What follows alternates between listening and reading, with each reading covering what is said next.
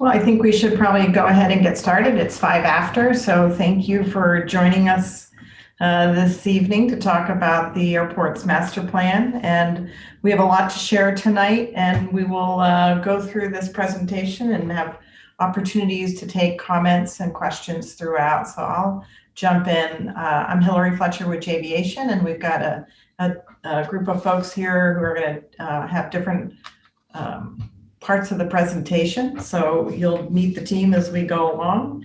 And with that, we'll go ahead and get started. Jim, if you want to move on to the next slide. So tonight we had a couple of things that we wanted to make sure we shared with you.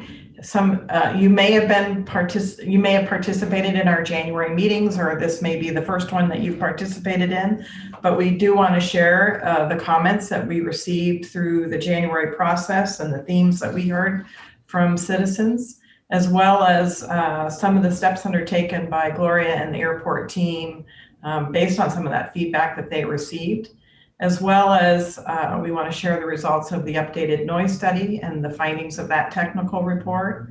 And we want to share the implementation plan for the airport, and that really is looking at the projects that are being recommended and talking about the financial components of that and the phasing of how those may be implemented in the future.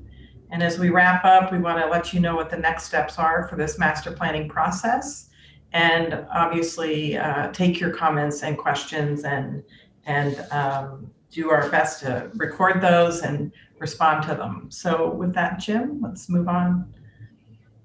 So given that this is a virtual meeting, what we've set up here are 3 segments throughout the presentation where we'll stop and we'll take clarifying questions just to make sure that everybody is able to understand the material and have an opportunity to ask questions of the folks who put the material together. So we will do that intermittently, and we'll also afford at the very end of the presentation just a general comment period as well.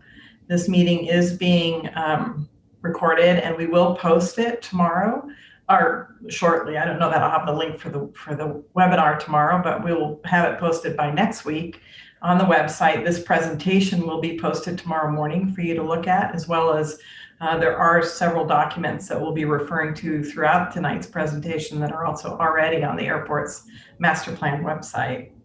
So through this virtual meeting platform, we're just asking you to mute your microphone, and when you finish speaking, if you would again mute it. We'll use the raise the hand function, which is on the bottom of your screen if you want to ask any questions. We'd like to avoid the chat just so we don't miss anybody's comments. And we appreciate your patience throughout this meeting. So with that, I'll move on to the comments that we've heard. We heard from 54 citizens since our January meetings. We really do appreciate the comments, the time and effort that people took to share with us their thoughts and concerns. We also did receive a letter from the Danvers Board of Selectmen, and that is also posted on the website, on the master plan website, as well as a log of all of the comments that we've received. So when you go on to the Beverly Airport website, there's a master plan tab, and under meetings, you'll see all the presentation content and the communication log. Under the documents, you'll see the chapter that we're speaking about tonight, as well as all the chapters that we prepared to date, and also the technical noise study that we'll be discussing this evening as well. We have removed names and addresses just for privacy purposes, since this is out on the website, and we do log that information, we just don't share it publicly. Jim, would you, next slide, please? So the themes that we heard as we gathered feedback from community members were really grouped into 4 themes. The first one was community communication. We really heard a loud message how folks would like to know when the airport has advance notice of events, to share that out into the community, and also to have a routine mechanism to communicate to communicate to neighbors about things going on at the airport, either before events happen or after events, and share just the activities and the general operations. The other theme that we heard had to do with the economic benefit into the communities, as well as the impact on property values due to airport activities. And we'll talk a little bit about that here in just a few minutes. Jim? The overwhelming, and it is overwhelming, probably 90%, 95% of our comments pertain to the current existing noise issues at the airport today. There were additional comments with regard to anticipated concerns or future concerns about noise should some of these proposed improvements proceed. And then the last one we sort of grouped as safety related issues. We had comments about jet fuel odors, general comments about aircraft accidents, and there was also a specific comment around an improvement project for LED lighting, and I'm going to speak to that in just a moment as well. So those were the 4 themes that we heard. As I said, these comments are all logged in a communication log on the website, and you are welcome to take a look at those in more detail. Jim, can you? Great. So I'm going to talk a little bit about some of the things the airport is doing, and but first, before I go into this, I know that Gloria, you'd like to share some things. So Gloria, take over here. Sure. So thank you. I'm just speaking on behalf of Scott DeLay, the chair of the commission, as well as the commission. Hillary will go into more detail in regards to what the steps the airport has taken in the past 3 months since our last community meetings. We already had some of these ongoing, but we did want to highlight what we have been doing in response to the noise concerns and the questions, in addition to what was already being done. So we have a good neighbor policy. And with that, some of our stakeholders have been working very diligently with us, including the flight schools, also the noise subcommittee that has been set up by Scott DeLay, and the subcommittee on the airport commission.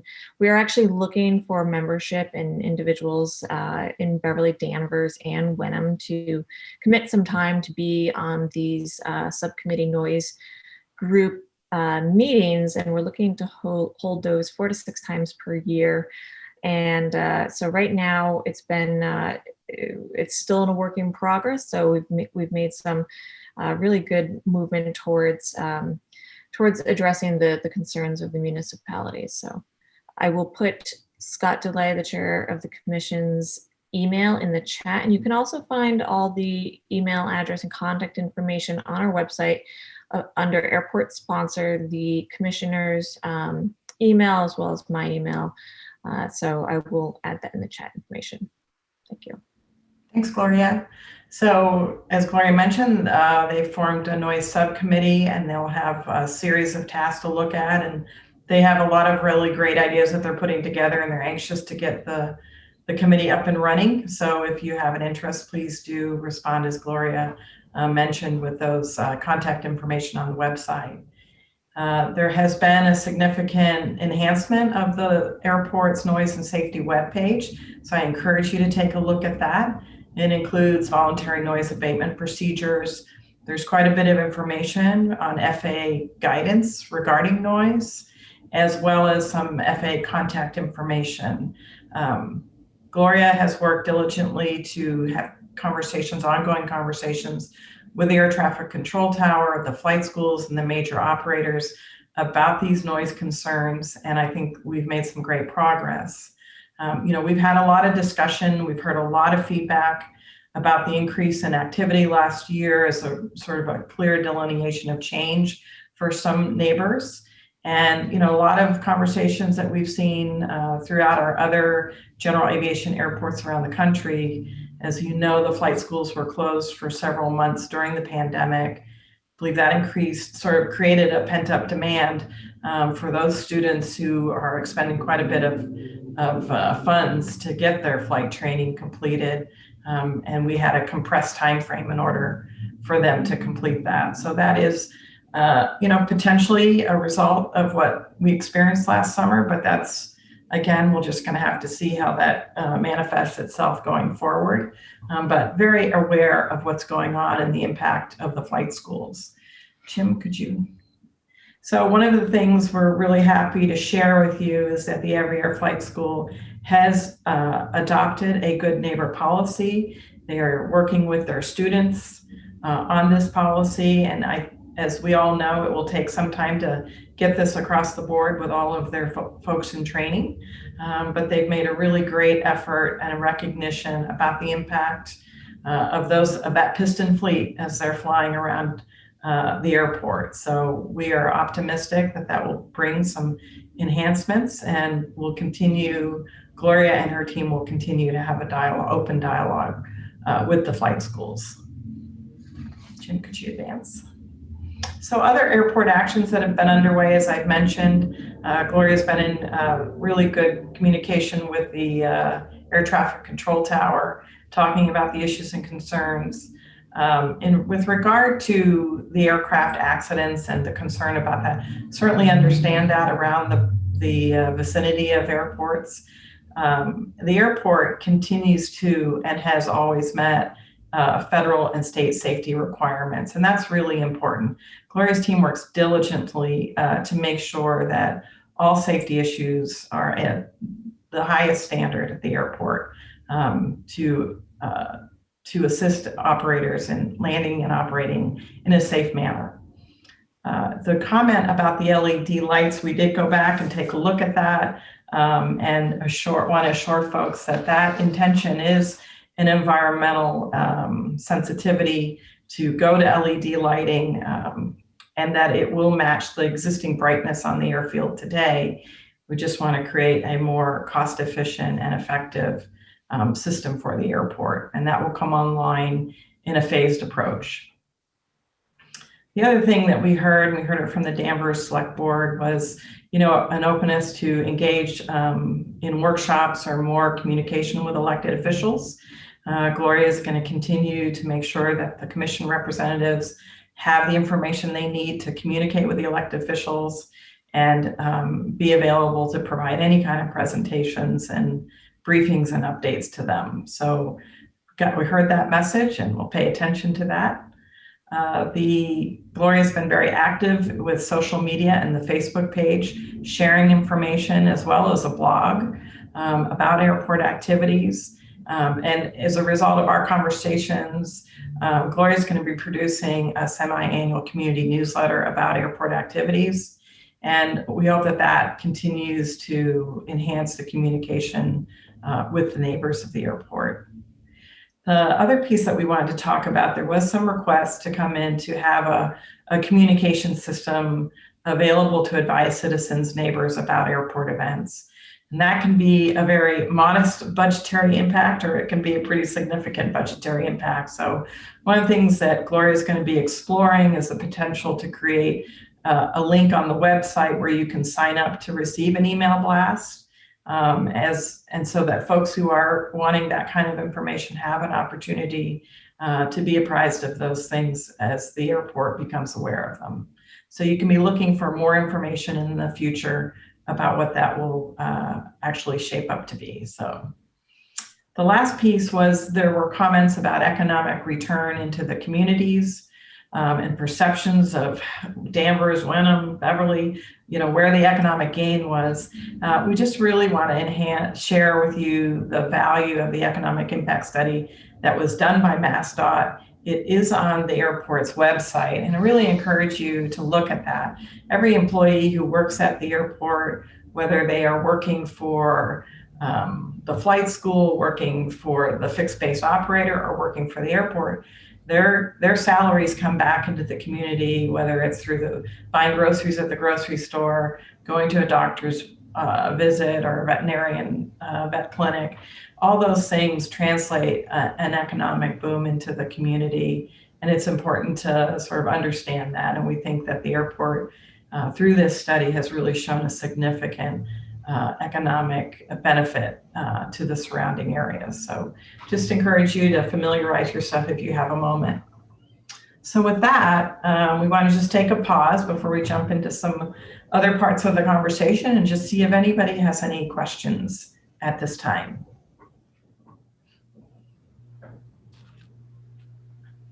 Anyone who would want to speak, if they can use the raise hand feature at the bottom of your screen.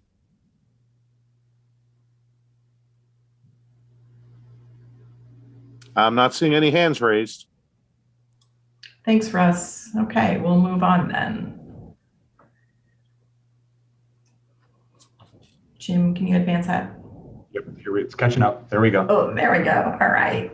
Okay, well, we would like to share the technical noise study that's been completed, as I mentioned. If you go to the master plan tab under documents, this report that Mike is going to be sharing is posted there. So I'm going to turn that over to Mike Howards. All right, thanks, Hillary. And good evening, everyone. And thanks for taking time out to join us this evening. As Hillary mentioned, my name is Mike Alberts. I am with a firm called Crawford, Murphy & Tilley, and I will be presenting the noise contours that we prepared as part of the master plan. My presentation is about 10 minutes, and we will have another pause if anybody has questions or comments. I would like to start by identifying that the noise contours are prepared to help the airport owners better understand the compatible and non-compatible land uses around the airport. The noise contours also establish a baseline of the current conditions and project how they will change in the future, resulting from an increase in aircraft operations or perhaps a change in the types of aircraft that may operate at the airport. The contours have been prepared using a computer simulation model, the FAA's Aviation Environmental Design Tool. The model is required for use by the FAA when developing noise contours. The FAA specifically indicates that single event sound level measurements out in the field cannot be used to develop contours. The noise contours are expressed in the day-night average sound level DNL metric. The DNL metric is a steady rate of sound over a 24-hour period with a 10 decibel weighting penalty added to the operations that occur during the nighttime hours between the hours of 10 p.m. and 7 a.m. This extra weight penalty factor on noise has been included to account for the sensitivity we have to noise at night. So there's an extra 10 decibel increase to those operations that occur at night within the computer model. The DNL metric is required for use when assessing aircraft noise and land use compatibility by the FAA in their formal Federal Aviation Regulation Part 150 noise study process. The DNL metric is also used in determining significant aircraft noise impacts within National Environmental Policy Act studies. There are additional details on the DNL metric in the noise study report, and the full noise study report is available on the Airport Master Plan website. Next slide, please. All right, so the FAA has established guidelines for what land uses it identifies as being compatible or not compatible within various DNL contour levels. These are shown in Table 1.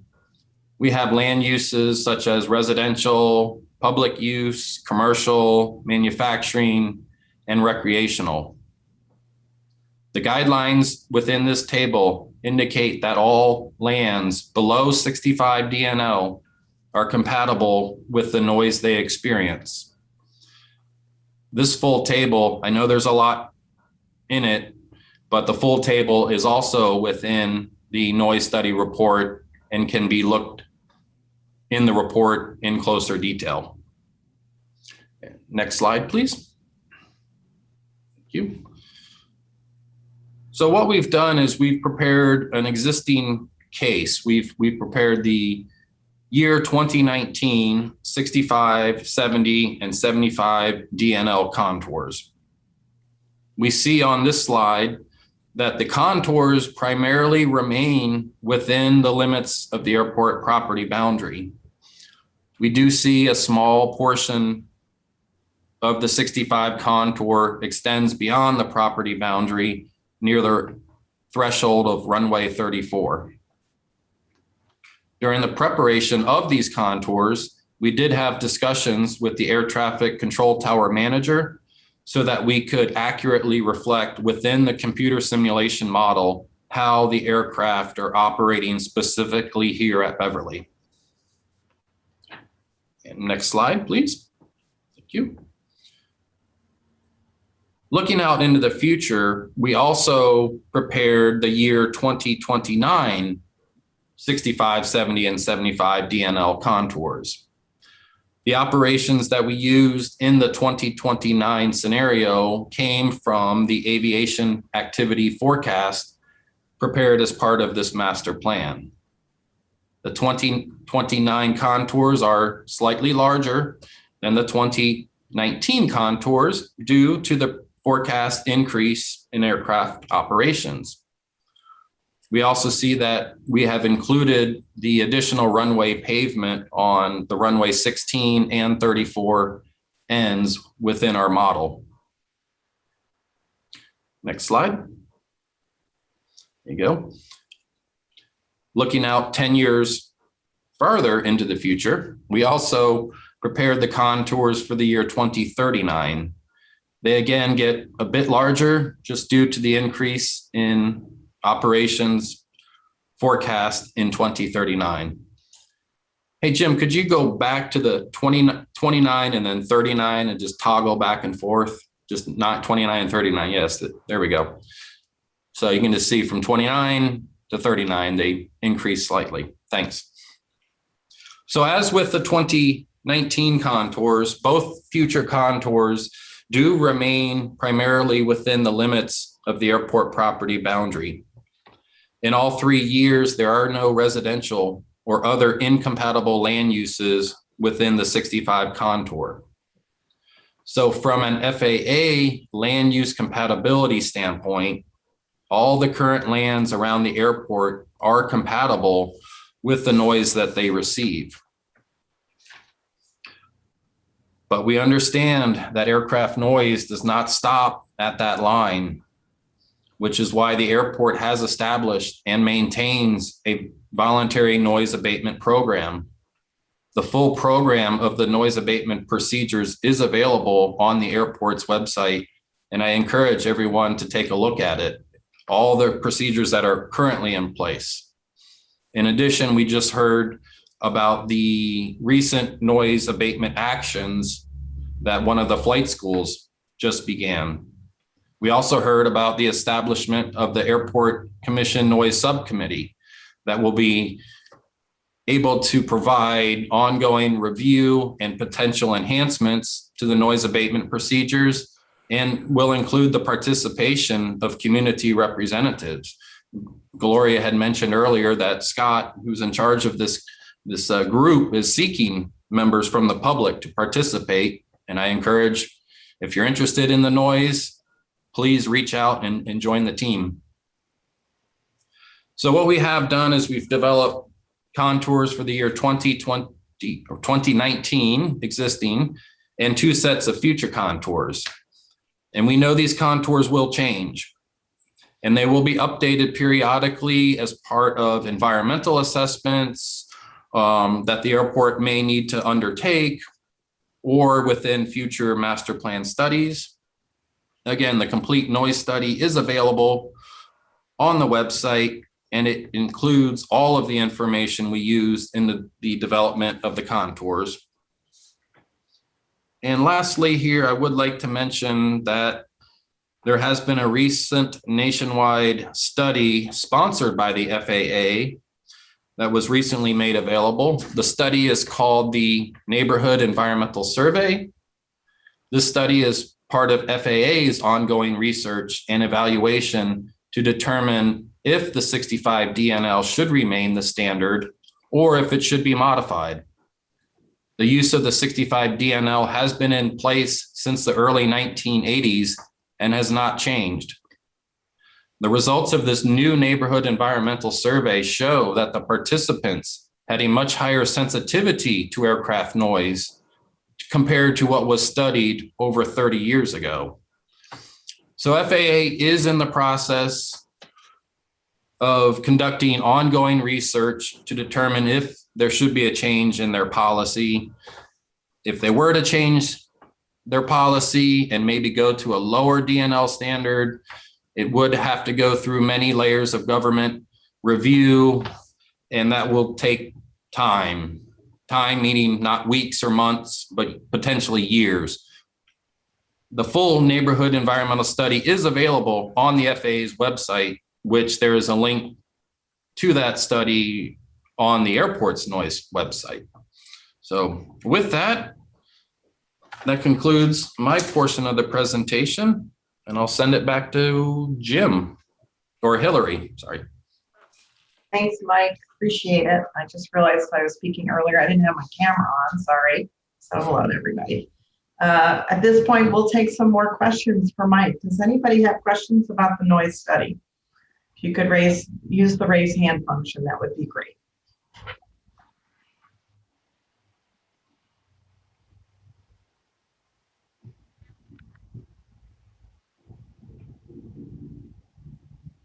And currently not seeing anyone with their hand up. The hand button is located at the bottom of your screen.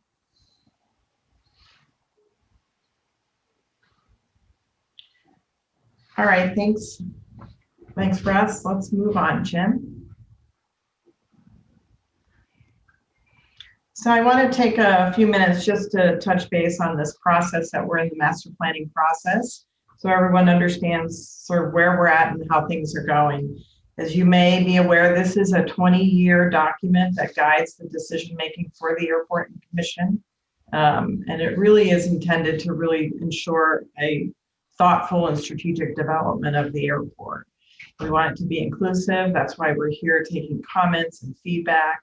And we want to make sure that there's an opportunity to educate the public about the airport and the rules and regulations and conditions that it operates under.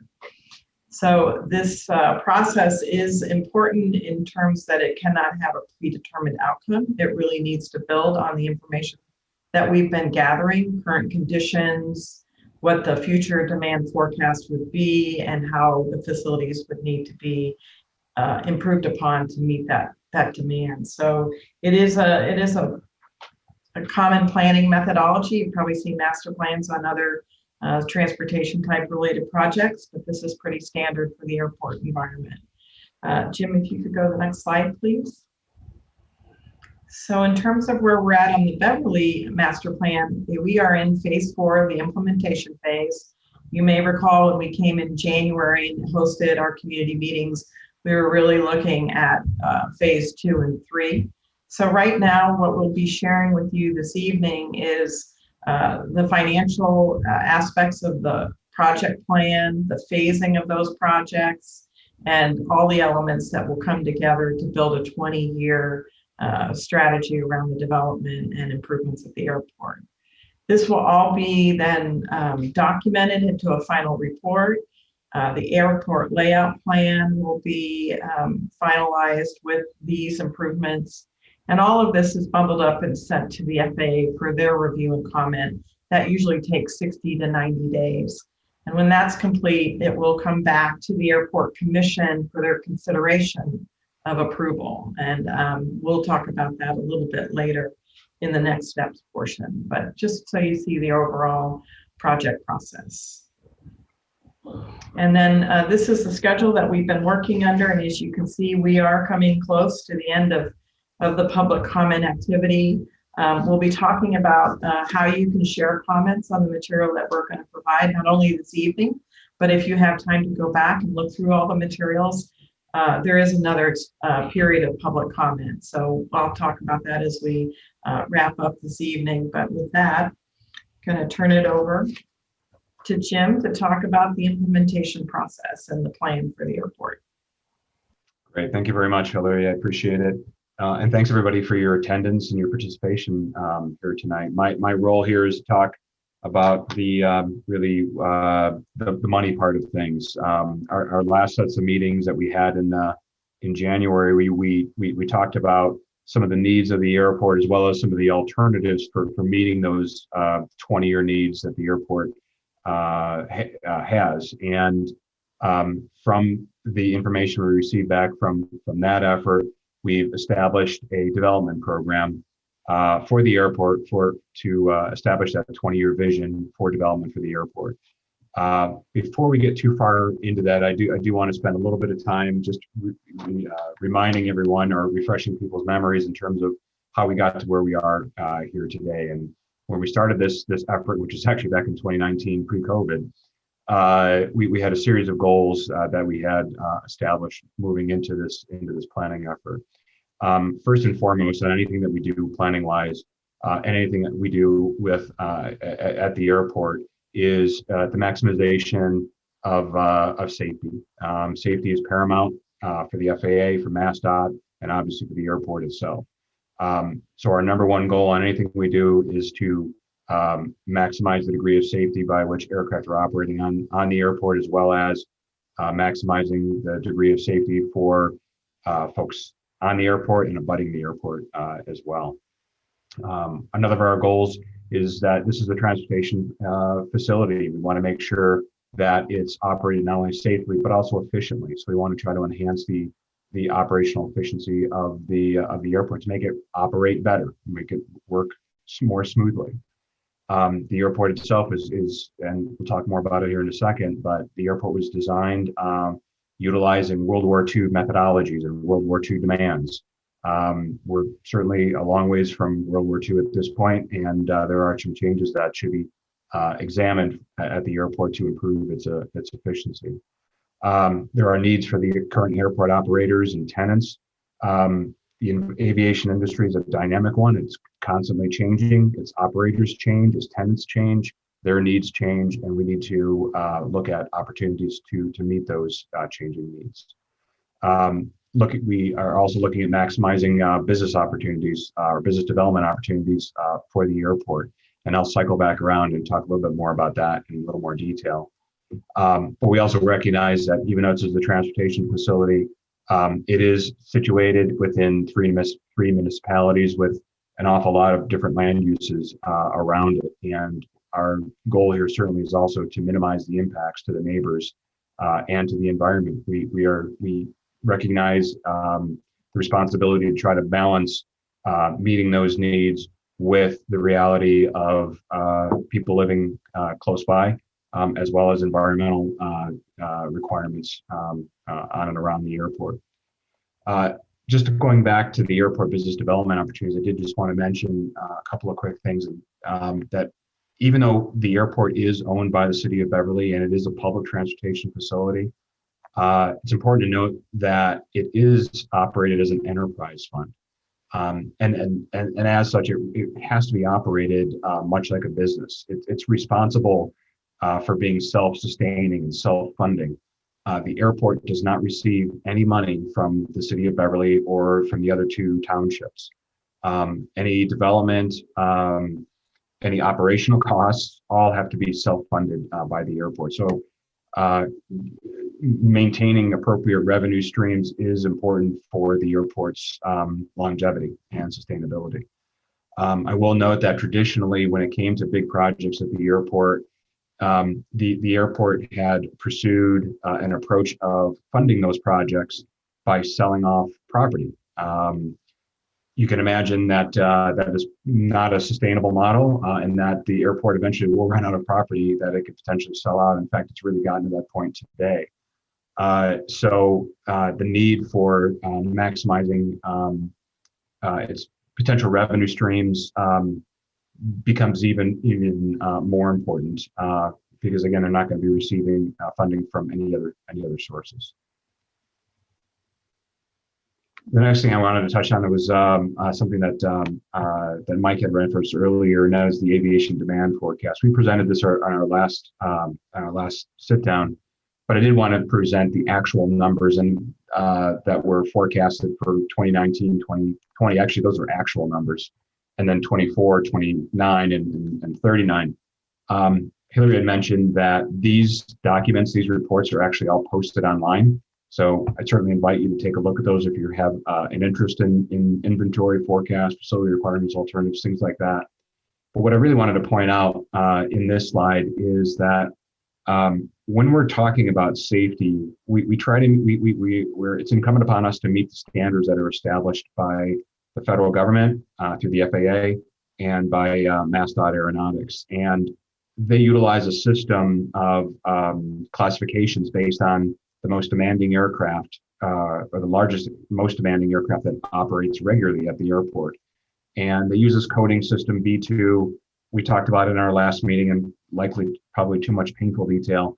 But I did want to remind folks that the design standard that has been in place for the airport over the past 20 years is a B2. We are maintaining that B2, which means essentially that the design requirements, the design safety standards that have been in place at the airport over the past 20 years are going to be maintained moving forward into the next 20 years. And just so you have a visual representation of what a B2 represents, it's that aircraft in the bottom right-hand corner, which is a Cessna Citation Latitude corporate jet. That's not to say that's the very biggest airplane that operates at the airport today. There are larger aircraft that operate at the airport, but more irregularly. And that's an important factor because when we are looking at the proposals we have for the airport moving forward, because not only do we recognize that there are larger aircraft that are currently operating there regularly, but the FAA does. And as I mentioned, safety is paramount. So the FAA, as we went through our discussions and conversations with them related to projects, have acknowledged those larger aircraft operating here, and they've provided the airport with allowances related to safety to help enhance the level of safety for those bigger aircraft. And that relates into these proposed airport projects. And this is a summary list. There's a lot more detail, and we'll get into more detail in a minute, but there's also a lot more detail in the implementation plan that is the draft plan, which is also available online right now. But with respect to 1634, the FAA had, runway 1634, which is the primary runway. I've got a graphic that shows this, so I'm just going to touch on it here quickly, and I'll get more detail on it. But our primary focus really, and the start of this master plan is based on the primary runway 1634, which is in need of being reconstructed. And the FAA has provided us, again, some leeway on enhancing the level of safety for that runway. For runway 927, which is the crosswind runway, we're going to be maintaining that length, but also narrowing it. I've got a graphic that represents that.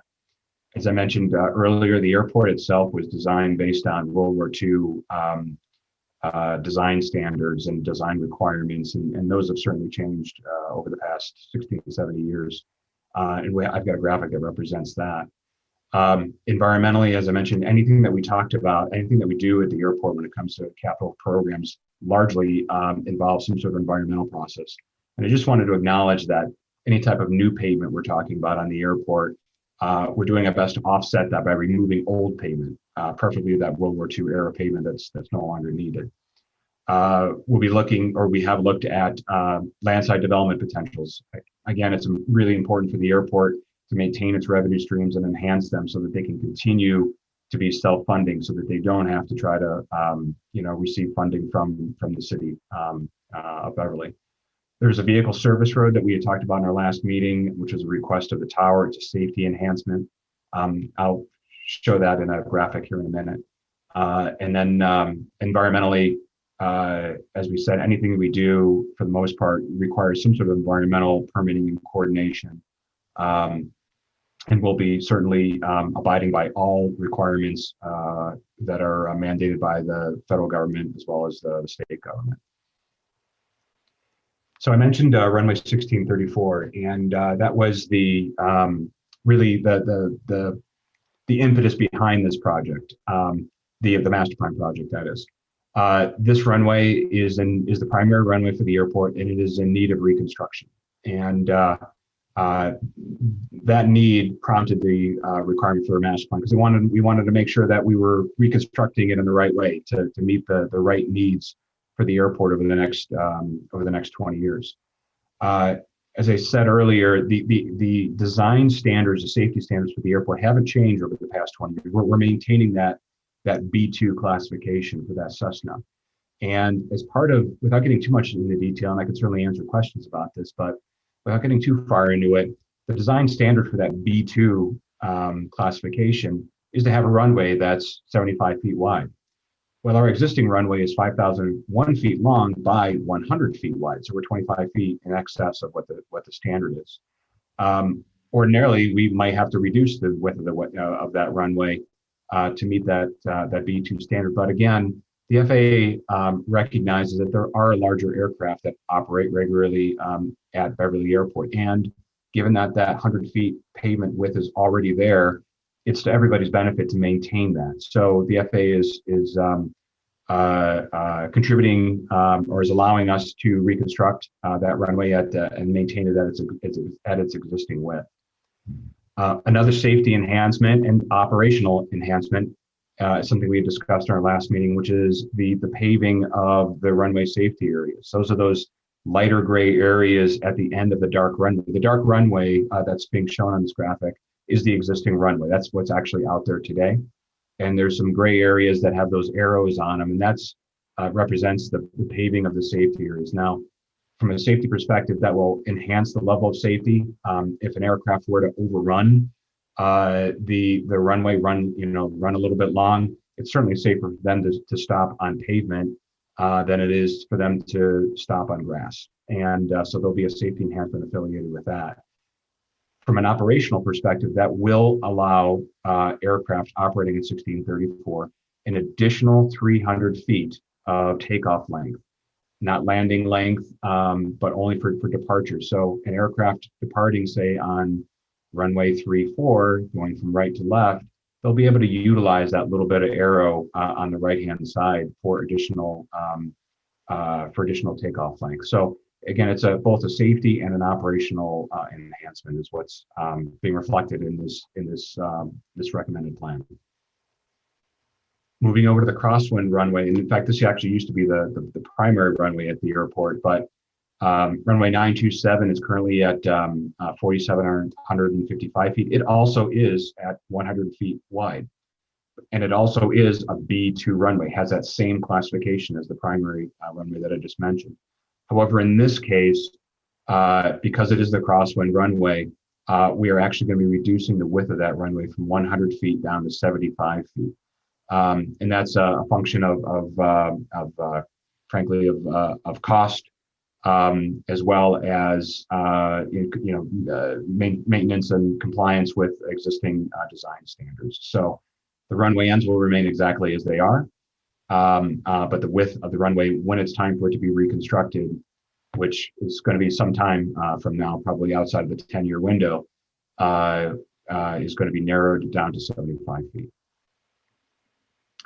Moving over to the airfield in general and taxiways specifically, what this graphic represents is a long-term vision of how the taxiway system at the airport may be developed over the very long term. What this reflects is current design standards, current best practices for the design of a taxiway system. Again, the airport originally was based on World War II era designs. Those aren't consistent with today's needs. And so what's reflected here are in the lighter blue are a series of taxiway adjustments, improvements to bring the existing taxiway system into conformance with current design practices. The pink are potential taxiway developments that would probably occur more outside of a 20-year planning window. But again, we want to have a holistic plan established here so that the airport knows what it needs over the very long term. I'll note also here is that there's a dark blue line that runs around the north side of the airport.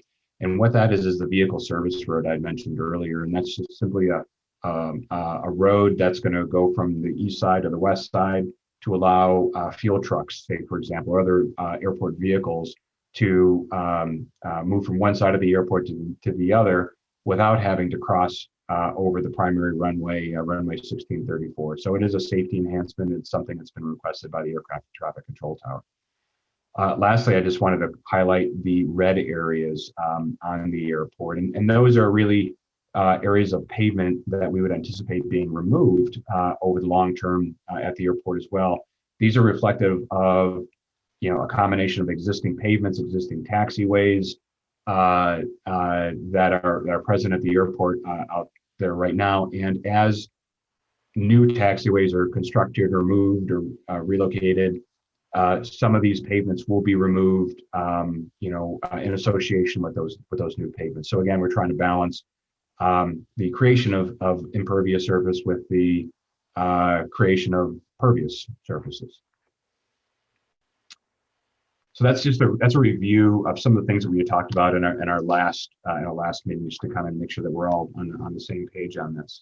Now, the implementation plan, that's really just taking the concepts that were presented in those previous graphics and those previous slides and breaking down into individual projects, and then subsequently breaking those down into 3 phases, so that we know when these projects might be coming online, and so that the airport can plan, the FAA and MassDOT can plan for these projects eventually coming online.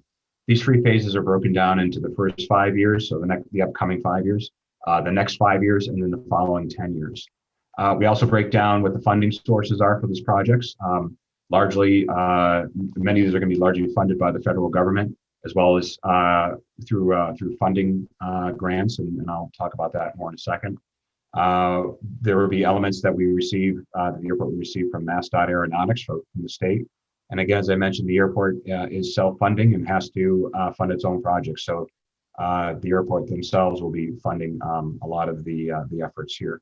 And what's not included on here is that there are going to be some other developments that occur on the airport that are likely to occur by private entities as well. This is public infrastructure, public transportation facility, but there are private elements that partner with the airport for development, and we'll recognize those here in just a second as well.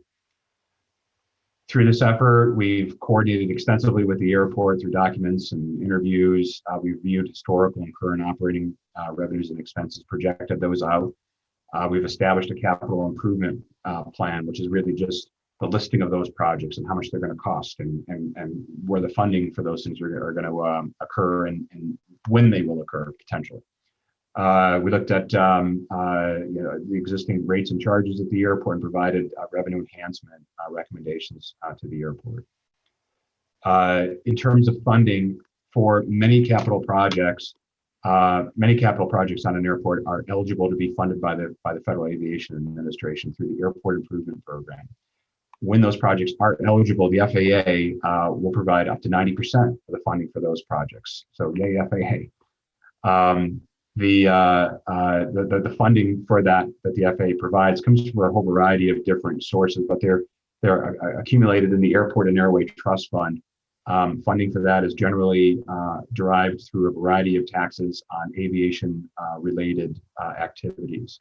So what is collected, what aviation generates stays within aviation, and ultimately works its way back, in many cases, back to the airport.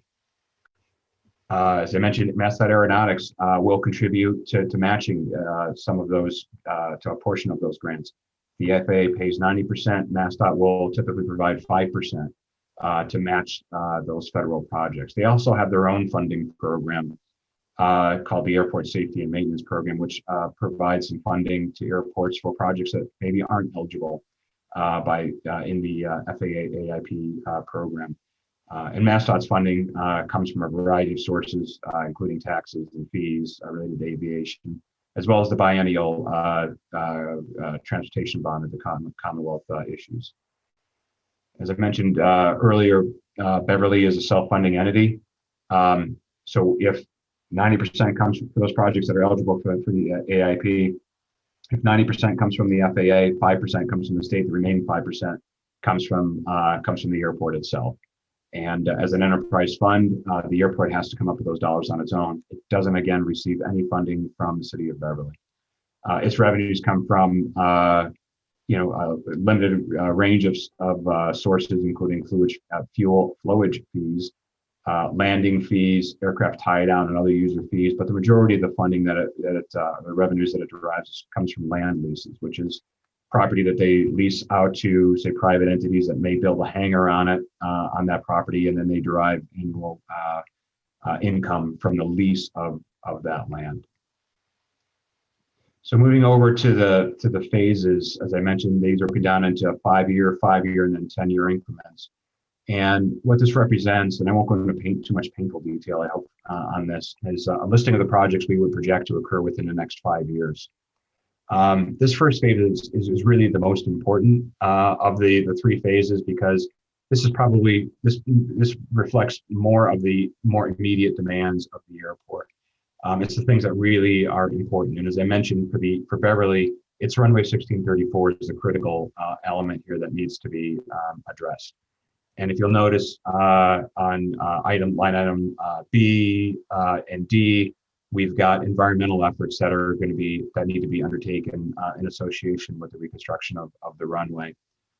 Just as a quick note, for those environmental efforts, there will be public comment made available during those efforts as well. So what we talk about here today is not the end of it. There's always opportunity for the public to make comments and to participate in the planning process associated with the airport. But the big project here is letter E, which is the reconstruction of 1634. We currently project that project to start in the 2024 range, but actual construction will probably be more in the 2025 range. So just to give you an idea of what the timing in that may be. We did identify a couple of additional private projects. These are not representative of specific proposals in hand right now, but again, it's representative of the level of interest that the airport consistently receives from private entities that want to do business with the Beverly Regional Airport. And these folks are willing to invest their own monies in the airport as well. And so these are just placeholders, again, to represent that private-public partnership that the airport, wants to pursue. And we also have at the end here is, equipment. The airport has an awful lot of equipment that, does degrade and get old and needs to be replaced. Through that state dedicated program that is not AIP eligible, the airport's pursuing the acquisition of equipment, through that effort as well. So this is the next 5 years, the most important 5 years. It's also really important because this phase is actually reviewed with the FAA and the state on an annual basis to make sure that these projects are good, the projects are the most important, and that funding is available for these projects. So again, these are the most important projects that we're identifying out of the master plan, at least in the immediate term. Moving to phase 2, this is a little bit longer range perspective. Again, we're looking at here, we've identified some taxiway projects that are related to some of those adjustments and changes we talked about. The construction of the perimeter road or the vehicle service road. There'll be environmental efforts associated with each of these entities. The timing of the timing of these actual projects is a little less specific than it is in phase 1. And these become more a function of actual need in terms of when pavement is degrading, when pavement needs to be replaced, other priorities from the airport, as well as funding availability. A lot of these projects are being funded by the federal government, and those funding requests need to be balanced against not only other projects on this airport, but against airports within the entire New England region. So that's another reason why that phase 1 is so critical. But eventually, these projects, as we move forward in time, will start to migrate from phase 2 into phase 1, and they'll start getting themselves into that queue for projects that come online for the airport. And then the last phase, which is the last 10 years of the planning window, really account for the other projects. And again, this is even less defined when it comes to timing, but we do want to acknowledge what these projects are, what the approximate costs are going to be, as well as a generalized priority. Again, this is going to be a function of actual airport priorities, pavement needs, and funding availability. And I'll note in here, this is where we have the reconstruction of the crosswind runway 927. Again, that pavement is generally in decent condition, and reconstruction of it is anticipated due occur much further down the line than certainly than runway 1634. With that, oh, there we go. So with that, that's, I know it's talking about alternatives and runways and things are a little more exciting, and it's a little more dry here when it comes to the financial plan, but that brings us to the next section here on questions about the plans, the funding, anything at all. So I guess I'd open it up to the group. All right, if you could use the raise hand function, that would be great if you have any questions. And not seeing anyone currently.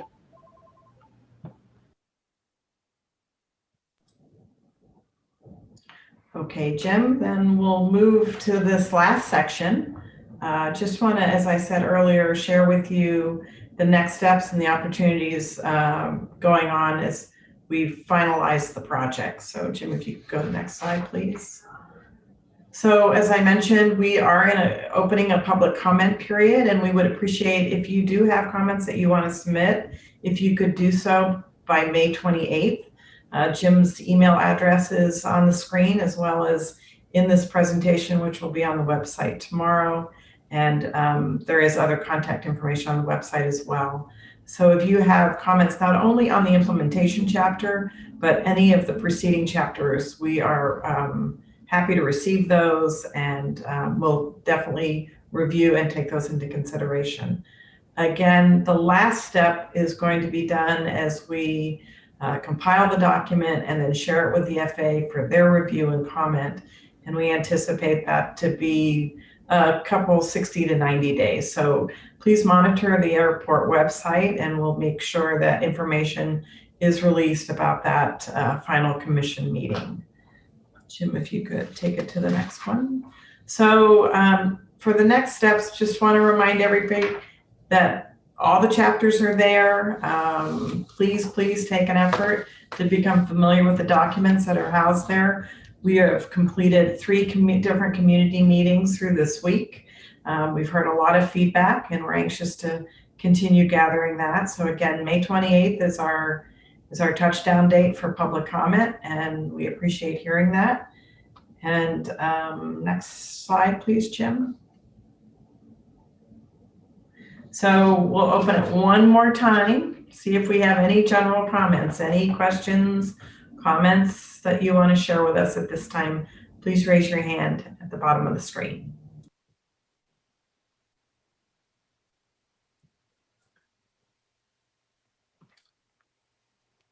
Okay, as a small note, I'm not seeing any hands raised, and we are hitting a snag where another meeting is being held up. So if there are no questions, if we could conclude this meeting fairly quickly. I guess we found out something new about our Zoom licensing. Okay, if you can just go to the last slide, Jim. So again, this is the contact information. If you have a moment and can provide any comments, again, those would be due to us by May 28th. Hopefully that's ample time, and we really appreciate your attendance tonight. Any questions, don't hesitate to contact us, and thank you, everyone.